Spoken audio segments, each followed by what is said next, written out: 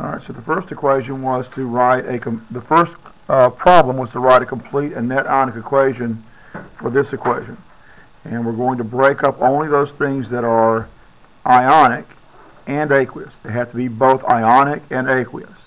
We do treat acids like they're ionic. Okay, we treated them like ionic when we started naming them, and we're treating them like they're ionic here. So you could also say that we're going to break up anything that's either ionic or acidic and aqueous, but it has to be both. It can't just be acidic and a solid and break it up. It has to be both acidic or ionic, and it has to also be aqueous. So this one we're not going to break up. We'll keep it exactly the same. But this one is aqueous, and we know it's ionic because it has a polyatomic ion. The two ways you can tell you have an ionic compound is if it is a metal bonded with a nonmetal, or if it contains a polyatomic ion. So just looking at the formula, you can tell this is ionic because it has a polyatomic ion. So we've got to break it up into the things we built it from originally. In the last unit, we were building formulas. Okay, so what we had was a nitrate ion and iron. We've got to figure out which version of iron we're going to be using here. So I'm going to move down here just a little bit because I want to leave a little room for my complete and net ionic equation up here. So we know we have iron. We don't yet know what the charge is. That's what we're trying to figure out. Okay. We know that we have, in this formula, we have 2 nitrate ions. We need to look on our common ions list to find the charge on a nitrate ion. Okay, so your common ions list is in your test references. Everybody's supposed to have one. And a nitrate ion has a negative charge. So we're going to put a negative charge here. Alright, so what we want to do is to put together FeNO3, 2, and this has to have a neutral charge when we're done. So we're going to do the math now to figure out what the charges need to be. We have 2 of these nitrates, and each of them are negatively charged. So we're going to say 2 times 1 negative. And here we've got 1 iron, okay? So we're going to have 1 times some number that we don't yet know. That's going to make this equation work out to be 0. And this is a 0 here because we're figuring out charges here to figure out how to balance this formula up here. Okay, and the formula has to have a neutral or 0 charge. So the number we need in this parentheses is a 2 plus. If we need a 2 plus here to make this work out to be 0, then we need a 2 plus charge on the iron. Now we know what we can write up here. When we split this up, we have an iron with a 2 plus charge.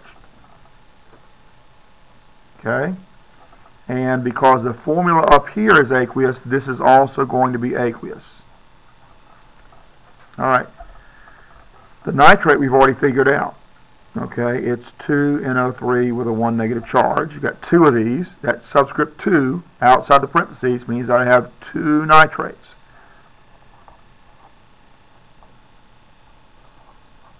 Okay? So all we're doing, in the last unit, we built formulas based on these kind of charges in the same math we did. All we're doing is undoing here what we did in the last unit. We're undoing here what we did in the last unit like this. Now let's go to the other side of the equation. Now we've got an iron with a solid, that's a solid. We don't change anything about it. Okay, it's not aqueous, it's not ionic. We can't split it up.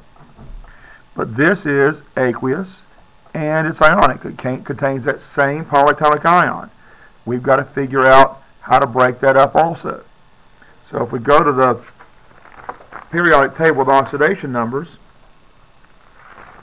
we can see that magnesium only has 1 kind of charge, the 2 plus. Iron had 2 kind of charges. That's why we had to figure out the charge on the iron. We didn't know for sure which one of the 2 charges we were using until we did the math. But now we know magnesium can only be a 2 plus. So we really don't have to do any math here. Okay? All we have to do is write it down. Magnesium has to be a 2 plus, and it's aqueous. And we have nitrate, and we have 2 of them. This subscript 2 outside the parentheses means there are 2 NO3s. We know that there are two NO3s, and we know already, because we looked it up, that nitrate has a negative charge, and it's aqueous. Okay? And that's the complete ionic equation. The complete ionic equation. Okay? All right. Then for the net ionic equation, we're going to get rid of anything that's exactly the same on both sides of the arrow. Going to keep only the things that are different on both sides of the arrow. So let's walk through here and look. Magnesium is a solid here. This is not a solid magnesium. This is a magnesium that's dissolved in water. That's what AQ means, aqueous. It has a 2+ charge. This one over on the left side doesn't have any charge. Those are not the same. We need to keep both of those. Okay?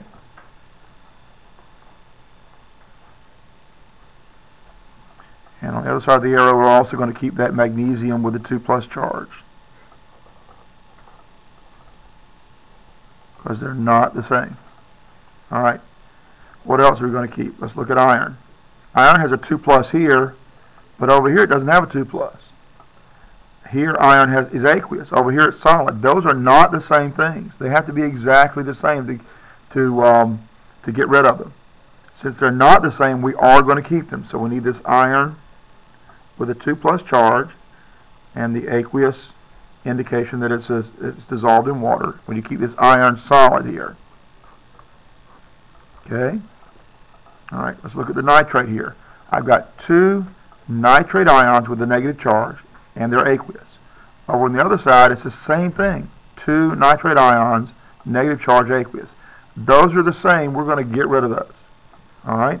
So our net ionic equation is just this stuff right here. All right? So this is the complete ionic equation here at the top. Okay? And this is the net ionic equation here. Okay? Got that?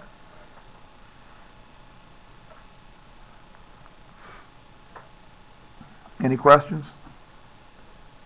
All right. Yes. You have a question? Oh, I'm sorry. I didn't see you for the light. I'm sorry. Can we do another one?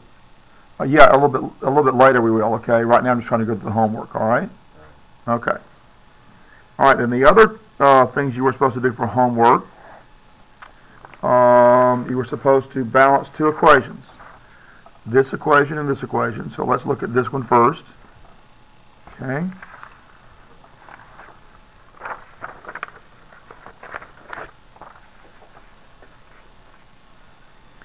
We've got chromium solid,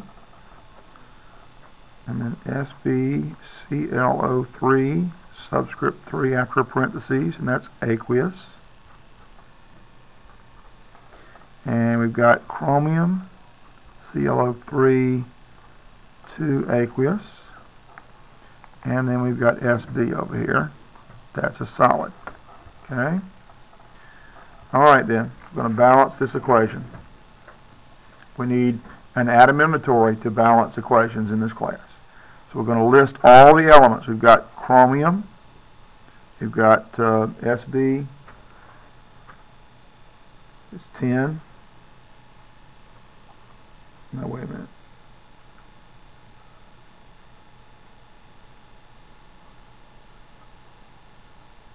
Antimony, 10 is Sn. I apologize. Let's see, then we've got chlorines and we've got oxygens. And what we want to do is to make a kind of a spreadsheet for ourselves. We're doing an inventory. We don't need to go get a special spreadsheet for that to do it. We're going to make our own little spreadsheet, just a little bitty one here. Now we're going to count all the atoms in all the formulas, and we're going to list all the numbers on this side for this side of the equation, all the numbers on this side for this side of the equation. So we've got 1 chromium, got 1 antimony, we've got this 3 outside the parentheses means I have 3 of these polyatomic ions. So in the formula for this polyatomic ion, there's 1 chlorine and 3 oxygens. So this 3 outside multiplies everything inside. That means I have 3 chlorines and 9 oxygens. Over on this side, I've got 1 chromium. Now here I've got a 2 outside the parentheses. That means I've got 2 chlorines and 6 oxygens. And over here I've got just 1 antimony. All right. So right now chromium and antimony are balanced. We need to start with chlorine. We can only use coefficients to balance equations. Only use coefficients to balance equations. And the coefficients have to go in to the left of the entire formula. You cannot stick a coefficient in the formula itself. Okay, once the formula is balanced, you have to leave it alone. All right. So I need a number outside here that it multiplies everything in here to get this chlorine to be the same number of chlorines as I have over here. What I'm going to have to do is put a 2 here. That's going to give me 6 chlorines, and a 3 here will give me 6 chlorines on this side. So what I have here is I have a chlorine inside the parentheses, no subscript. That means in this part of the formula, just this part, this polyatomic ion part, there's 1 chlorine times this 3 outside times this 2 in front. That makes it now 6. I have 3 oxygens in this polyatomic ion formula times this 3. That's 9 oxygens times the 2 in front. So I've got 18 oxygens over here. I start out with a chlorine. Well, first of all, I'm going to change the chromiums to 3. I need to change this antimony to 2 here. Okay. So I've got 1 chlorine inside here times this 2 times this 3. That gives me 6 chlorines. The oxygens, I've got 3 oxygens in this part of the formula, this polyatomic ion part of the formula in the parentheses, times the 2 outside. That means that makes 6 oxygens, times this 3 means I have 18 oxygens. So I now have chlorines and oxygens balanced, but I need to fix the chromium and antimony. So if I've got 3 chromiums on this side of the equation, only 1 over here, if I put a coefficient out in front here, that's going to give me 3 chromiums. And for the antimonies, if I put a coefficient 2 there, that will give me 2 antimonies, and that balances the equation. Everybody got that? All right. Make sure you're correcting anybody's paper if you see if there's any kind of error there, okay? All right, the other equation you were supposed to do was this one.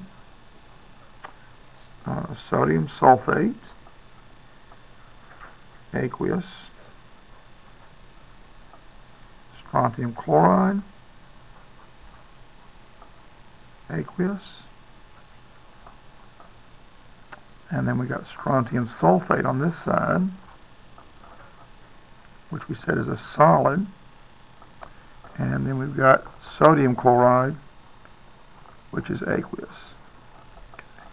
So we want to count or list all of our elements here. We've got sodium, got sulfur, got oxygen, strontium, and chlorine.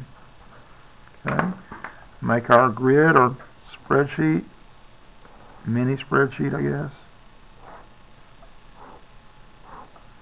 Okay. Count our elements. 2 sodiums. This subscript 2 means I have 2 sodiums. 1 sulfur, 4 oxygens, okay, 1 strontium, and 2 chlorines. Over on this side, I've got 1 strontium, 1 sulfur, that's 1 sulfur, 1 strontium, 4 oxygens.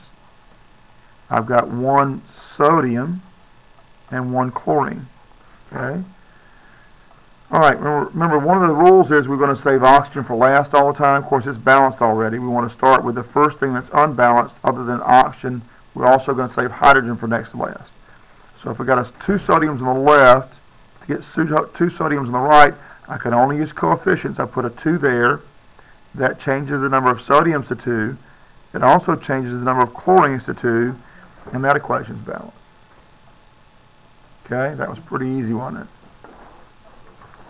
All right, so that's your homework, and we're going to go through now and figure out how to grade that.